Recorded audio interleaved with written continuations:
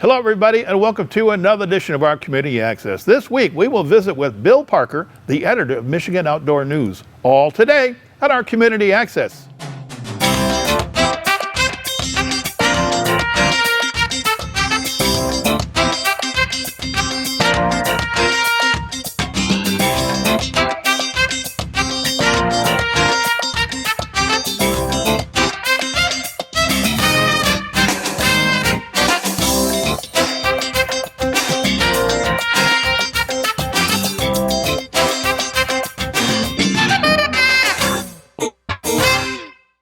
Welcome back. We have very fortunate to have Bill Parker as a friend. Bill has been with us for several programs, and we hope we will continue with more episodes. Now is Bill Parker, the editor of Michigan Outdoor, with Terry Stiles. Terry?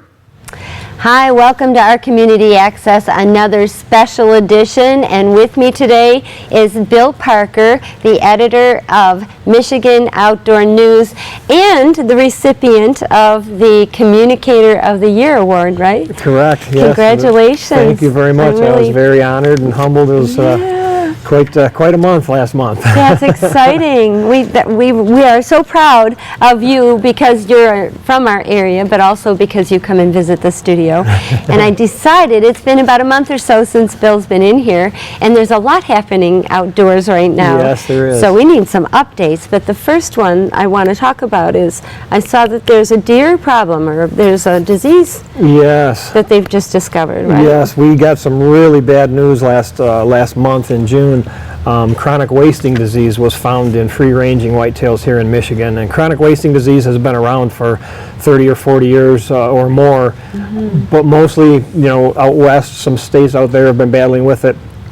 Wisconsin did come down, and they've got just a mess on their hands right now. Oh dear. In 2002, I believe it started in Wisconsin. We found it in a captive deer herd on a deer farm in 2008 here in Michigan. And they only found one case, fortunately, and they depopulated that entire farm. And it looked like we had dodged the bullet, but unfortunately, a white-tailed doe over in Ingham County in Haslett, just east of Lansing a little bit, started hanging around in a subdivision actually last winter. And I spoke to a guy that the deer was coming to his yard every night rather, and it would sleep right outside his bedroom window. It wasn't afraid of people. It got to the point where he was feeding it by hand, and he actually nicknamed it. He thought it was a male, and he called it Leroy. It turned out to be a doe. Leroyette. Yes, but it progressively got worse, and this spring it started just having some real physical problems, started to lose weight, it started drooling profusely, which are classic signs of chronic wasting disease.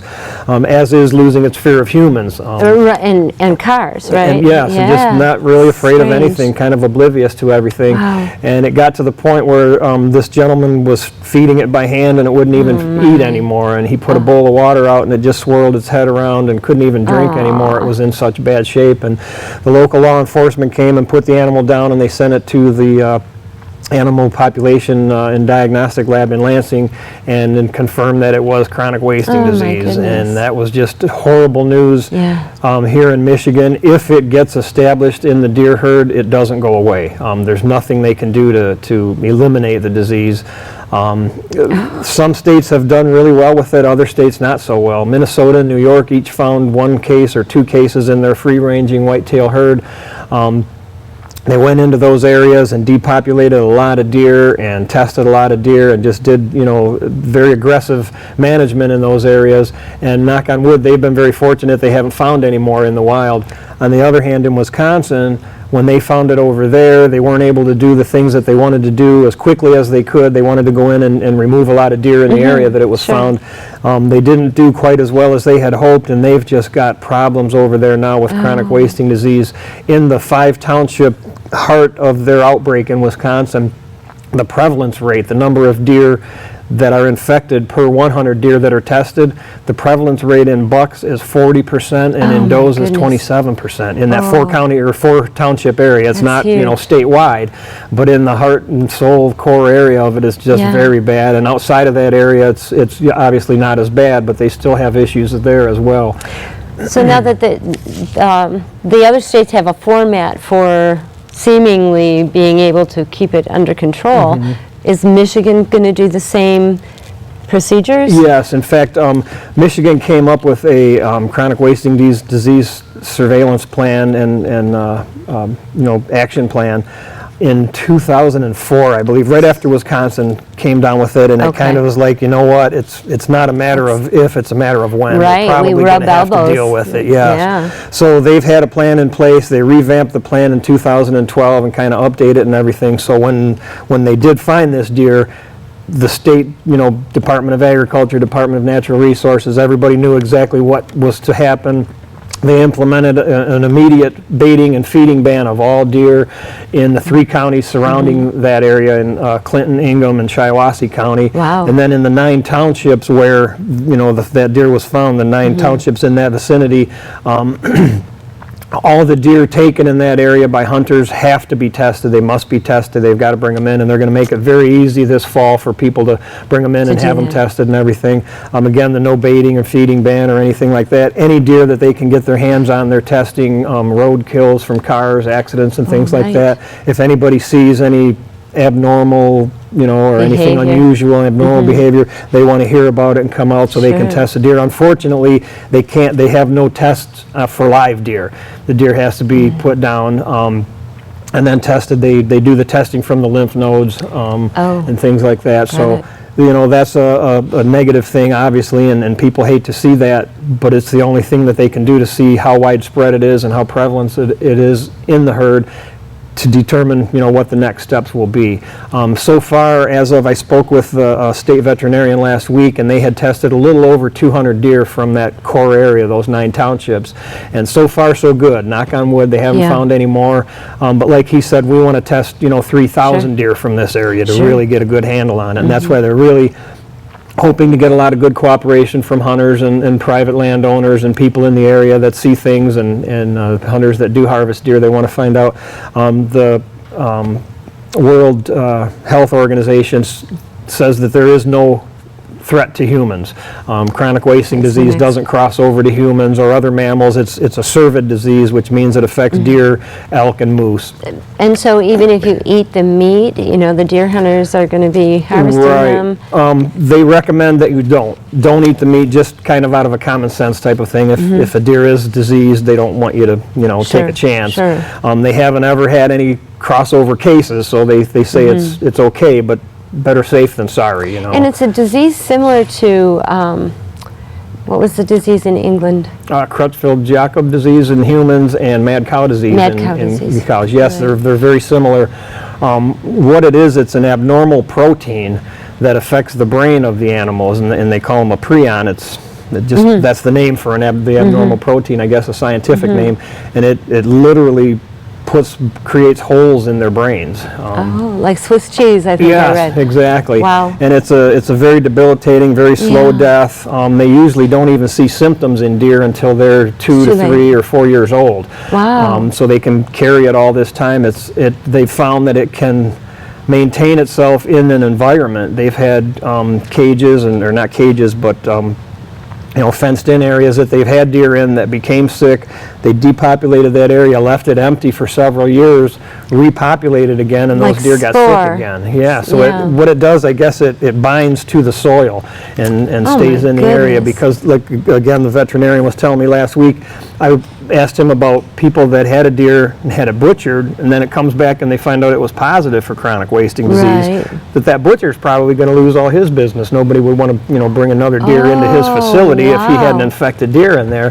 He said that it doesn't persist like that in, like in a butchering table, as long as it's cleaned with, a 50% solution of bleach and then taken care of, that it doesn't bind to, the metallic table or the metal tables, the plastic tables, things like that. But when it gets in the environment, it binds to plants and it binds to soil, so it never goes away. And it's not a virus, it's not a bacteria, so you can't kill it.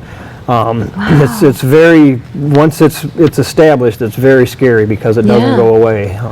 Do they know about what the deer population is in that area? Yes and no. Not anything that they can really come out publicly with and say we've got 5,000 deer in these 3 That we're counties afraid or of. anything like that.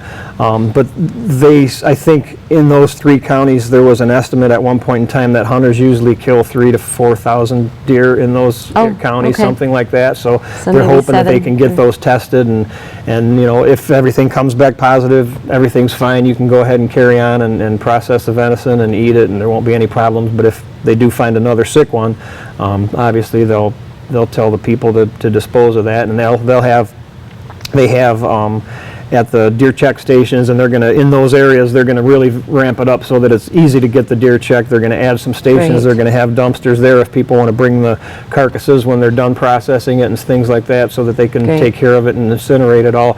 At the lab, that's what they do with all the animals that have been tested. Once they get the lymph nodes and stuff, the rest of it's just incinerated in case it's sick, Yeah. so that it doesn't, they don't spread it somehow else. Right. That's one of the concerns, that maybe that's how it was found in In the first Ingham place. County, is that maybe somebody brought an infected carcass from out of state, In Wisconsin. dumped it out in the wild, and infected the environment, and then another deer came in and Oh got my sick that way. goodness. So that's why it's very concerning, because there's just not enough known about it, unfortunately. There's a lot more money and time spent on human diseases, thank goodness. Yeah, right. But there's just not enough money and enough time to learn everything about it as quickly as we would hope that they could. So there's a lot of unanswered questions, and basically, what the state's doing is just doing the best they can with what we know, taking all the precautions as possible, being very aggressive, so that hopefully they can head it off and get to it before it spreads really bad and becomes a big issue like they have in some of the other states. Something that you will keep an eye on, and we'll keep an eye on Yes, through absolutely. you, and I'm really Absolutely. glad to hear that the And- DNR is on top of it. Yes, and knock on wood, so far so good. That they've, like I said, they've tested over a couple hundred deer, and so far so good, but we'll just have to keep our fingers crossed and see what happens. And that's another thing that hunters need to really, really be conscious of. If they hunt outside of Michigan in a state or Canadian province that chronic wasting disease has been found in, Right. they can't bring that deer back. They can bring the boned out meat, and they can bring the cleaned skull cap and hide if they want to have it mounted and bring it to a taxidermist, but they can't bring the entire deer back.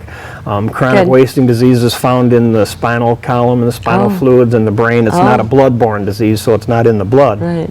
But if they take that part of the carcass and just throw it out, Yeah, that's it not could good. get into the environment and contaminate the environment, and they think that might be what happened in this case, because Oh, my. there hasn't been any here in Michigan in the wild yet, and all of a sudden it just popped up, so it had to get here somehow. Pretty scary. And so that's a big concern that hunters need to be aware of as well, so that they don't compound the problem or add to it down the road in the future. A few more words on deer and hunters, but we'll do that when we come back. We'll be All right right. back. Stay with us. We're not done with those deer.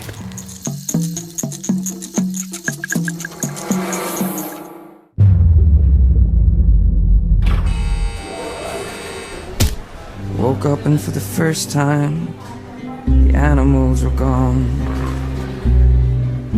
Our clocks are ticking now, so before our time is gone, I cover my eyes, still all I see is you. Welcome back to our Community Access. My guest today is Michigan Outdoor News Editor Bill Parker, and we were just talking about a really scary thing, the chronic waste disease in deer. We all need to keep an eye on that, and we all need to be our own stewards on how we handle it when when we do go hunting, and just follow the rules. If you get a deer in that area, definitely have that deer tested. One more thing about deer, I know it's bow hunting season right now. October 1st. Sorry, it in starts, yeah. October. So they're working something out up in the UP, the DNR, because their numbers are declining up there, the deers. Correct. Huh? Yes, Deers? The deer. Not last winter. Last winter had its moments, but it wasn't quite as bad as the 2 winters before that. Yeah, and don't in we the know? Upper Peninsula, they have such drastic winters up there that it really takes a toll on the deer when they have these long, harsh, heavy snow winters. So the 2 winters prior, they had a lot of loss, winter loss of deer, and the numbers just plummeted. Last year, the total harvest, I think, in the Upper Peninsula was down something like 40%. Wow, that's big. So the significant loss doesn't necessarily mean the deer numbers were down that far, because the weather affected last year's deer season too. On opening day of the gun season, there were a lot of people that couldn't even get into their camps because they had about 30 inches of snow the night before. Is that right? So yeah, there were gosh. other factors that filtered into that. But bottom line is the deer population has really been hit hard by winter kill the last couple of years. So they decided to eliminate the option for bow hunters to harvest a doe on their first deer license. They've been able to do that. You can do that across the state here in Michigan. It's a lot tougher to take a deer with a bow than it is with a gun. Right. So the state gave bow hunters an option years ago that if you want to use your buck tag on a doe because you have an opportunity and you want to do that, that's fine. Then your buck tag is filled. But if you want to take a doe, go ahead. It doesn't have that big of an impact on the population up there. They estimate that across the Upper Peninsula, they take maybe 5,000 to 6,000 does by bow hunters on that buck tag. Is that right? So out of a population of a couple 100,000 deer, it's not really a big number that makes an impact on the population. But they thought that since they're eliminating doe permits for gun hunters in most of the counties up in the Upper Peninsula, it's kind of counterproductive to say, well, bow hunters can go in there and go ahead and shoot some, and then the gun hunters go, well, wait a minute, what's wrong with this picture? Yeah, so they decided this year that they eliminated that option. In the Upper Peninsula, in the Lower Peninsula, you still can, but only in the Upper Peninsula you can't take a doe on your buck tag if you're a bow hunter this year. Now, with those declining numbers, what's to stop the DNR from just coming down here, grabbing a bunch of deer and transporting it up there? I know that they've done that in the past. Yeah, for starters, deer don't relocate really well. They lose a lot of deer when they try to trap and transfer them. Didn't know that. So that's an issue. Plus, there's a lot of areas down here that, depending on who you talk to, there aren't too many deer or there aren't enough deer. And then if they start moving them out of these areas into other areas, plus, again, now you have the CWD. Right, so nothing would be moving that way, and I'm sure that has a big impact as well as far as moving deer. Plus, you've got the winters too, and you could, if they take several thousand deer and move them up there, and then that winter turns into another drastic one, you're going to be lost to the weather. So, and it's not just the weather up there; it's also they worry about coyotes and wolves and loss of habitat. Yes, that too. Bobcats, yeah, a lot of predators, and predator numbers have increased. Wolf numbers obviously have increased. Coyote numbers have increased across the state. Everywhere. So there is a lot of that. People think, well, how can a coyote take down a full-grown deer? They don't. They get the fawns. The babies. Yeah, right. in the spring. They really feed heavily on the fawns in some areas. So that's also a big factor. And, across the board, when you add those all up, it takes a pretty big toll. Car deer accidents, hunter harvest. You look at all the numbers and go, wow, yeah, we need to do something. You mentioned the habitat too, and there have been some big changes here in the last year. They're doing a lot more to create winter habitat for the deer. That's the big part that summertime everybody's pretty much can get through up there, but when the winters hit, there are areas in the Upper Peninsula that they call them deer yards. They're basically cedar swamps, and the deer head into these areas to get thermal cover. They can eat the browse that are in those areas, but they haven't really been maintained or enhanced or upgraded in a long time, and a lot of them are in really bad shape because they've been overbrowsed. There have been so many deer in there for so long, for so many years, that the nutritional value isn't really where it needs to be either. So they're going in there, they're replanting, they're paying close attention to the cuttings and the things that are going on in those areas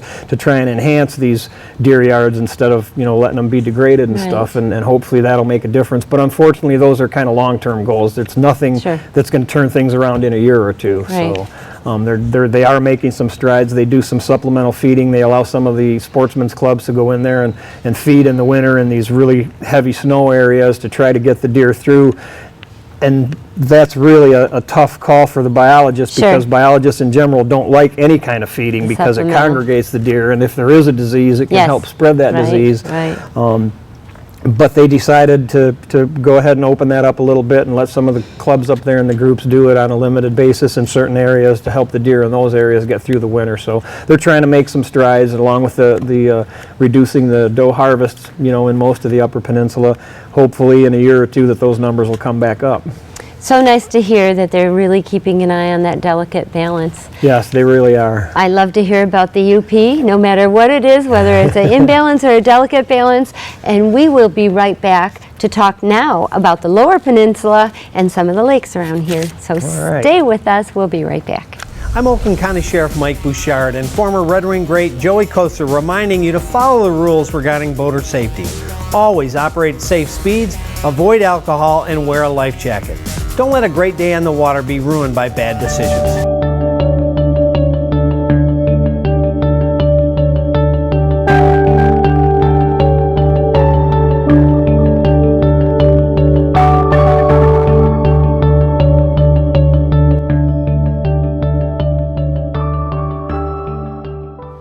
Welcome back to our Community Access. I am sitting here with one of my very favorite all-time guests, Bill Parker, Michigan Outdoor News Editor, and we've pretty well beat up the topic of deer, even though it's not deer season, but I think there was some pretty important news that they came right up now with whitetails. Yeah, it's frustrating. So let's talk about something very happy.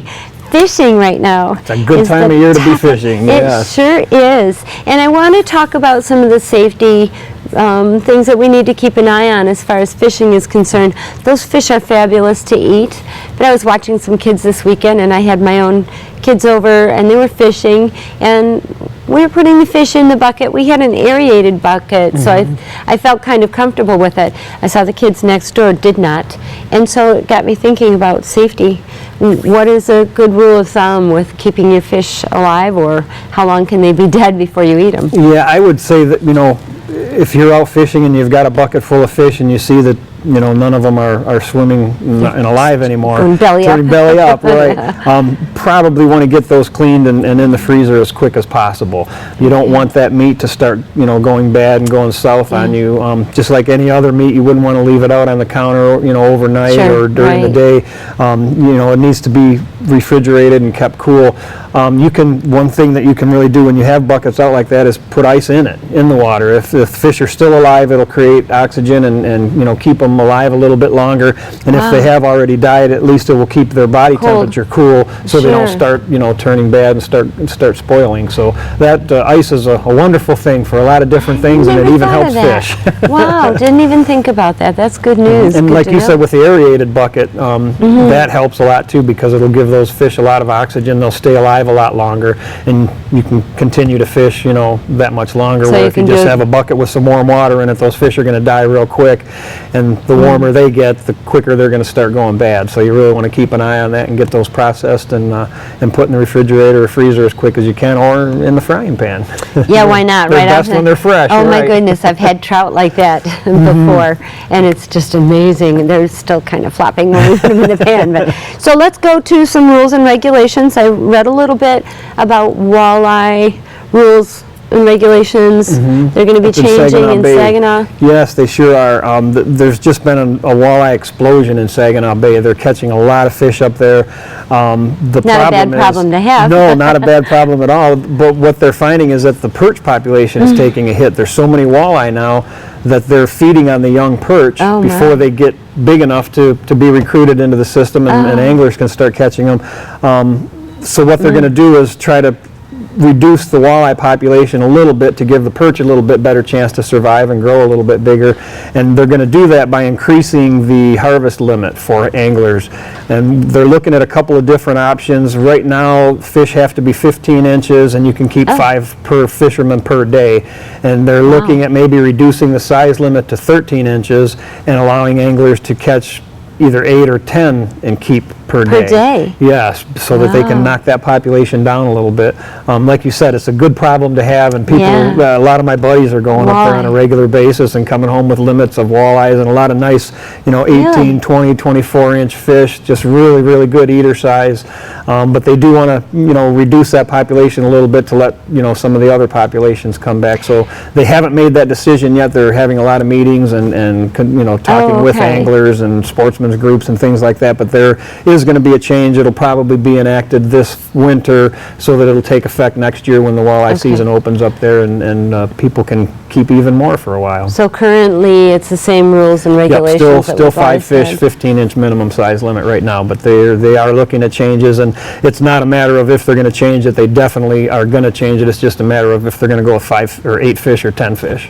Are they changing, since there is such a limited amount of perch, have they changed anything in that respect? Is there any rule No, they changes haven't. there? Basically, You're it's lucky just if the you catch fishermen. one? Yeah, fishermen are kind of dictating that. They're just not coming up with any. And they do a lot of creel clerk checks along the bay and all over the state. They have people from within the DNR that are right at the boat access sites, and when people come in, they'll say, hey, how was your fishing? What did you catch? How many did you catch? And then they do this all summer long, and they have a kind of a good idea of what kind of a fishery the anglers are experiencing out there, and that kind of helps them make decisions too. Plus they do status of the fishery surveys where they'll actually go out and put nets in different areas of different lakes or bays or rivers, and they'll get an idea of how many bass compared to how many bluegill compared to how many walleye, and just get a kind of a good picture of the whole fishery, so they know that, well, it looks like, the last 3 surveys we've had a lot of pike, and this year we don't have any pike in here, and then they start saying,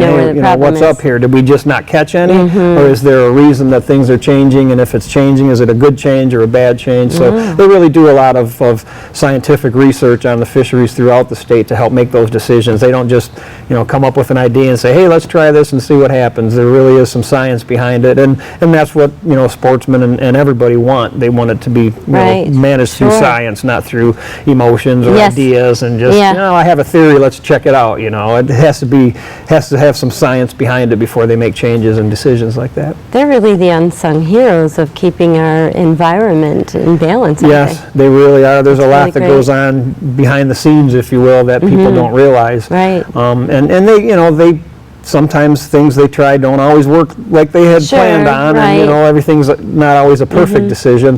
But the bottom line is that the DNR biologists are looking out for the better options for the entire population, and they're in the same boat as we are, and want things to be balanced and healthy, and everything on a good path, and that's what they try to do with the decisions that they make. So bravo to our DNR Yes, people. absolutely. They do a fantastic job. Speaking of good balance, I just want to touch on a little the algae blooms. We've been hearing about algae blooms. I often wonder when I see people spraying their yards, that's a runoff. It's got to go somewhere. So what can we not do or do or be careful of? It's just as far as yard work. The big thing, the big thing that's in the news nowadays is Lake Erie. Yeah, and the algae blooms that they have out there, and they're so bad that they're actually creating dead zones in some areas of the lake that it depletes all the oxygen, and the fish just can't even live there. And phosphorus seems to be the culprit in most of these situations and instances. Ohio is really doing a lot on the Lake Erie, front, and changing farming practices and trying to plant buffer strips along crop fields that are bordering drainage ditches and streams and stuff to try and keep that phosphorus from draining out when we get a heavy rain. They're mandating that they don't fertilize when the ground's frozen, or at certain times when they're going to have a lot of different runoff, and trying to keep that out of the water. And people in the community that we live in can do that too. When you put a lot of fertilizer in your grass and then it rains the day afterwards, that stuff's going to wash out somewhere, and it ends up in the lakes a lot of times. And you've seen probably in some lakes the weed growth is just astronomical in some places. This year it's worse than it was. And a lot of times that's the reason for it. And then the first reaction usually is, a lot of times the lake association will say, well, we need to chemically treat the lake to kill the weeds. Which creates more. And it kills the weeds, but what do the weeds do? They die and they go to the bottom and they decay and they become very fertile for more plants to grow. So it's kind of a catch-22. But the best thing to do is just do whatever you can to keep that fertilizer out of the lake so that it doesn't run off and get in there and create, nature's got a pretty good plan, and we got a lot of good natural aquatic growth in the lakes. We don't need to help it and fertilize it and so make those weeds grow more. Let the DNR do all the work for us. We need to be good stewards. We can help, yes. We can do things like that on our own and try to keep the lakes all healthy. Again, really good conversation. Well, it's always a Thank pleasure. you Thanks for so having me, much. Terry. And you will be back. I'd love to. Yep, love to come back again. You can also read Bill's work, his award-winning work, if you go to your website. www.outdoornews.com/Michigan. outdoornews.com/Michigan. We'll also put it on the bottom of the screen so you get it right. Thank you, and please come back next month and we'll do some more updates. Sounds great. I'd love to. Thanks for having me. Thanks. Yeah, that was great. What a great program. Thanks, Bill, and thanks for our reporter, Terry Stiles. So for Terry and our editor, Taylor Rudell, I'm Bill Service. And you have a great, great week.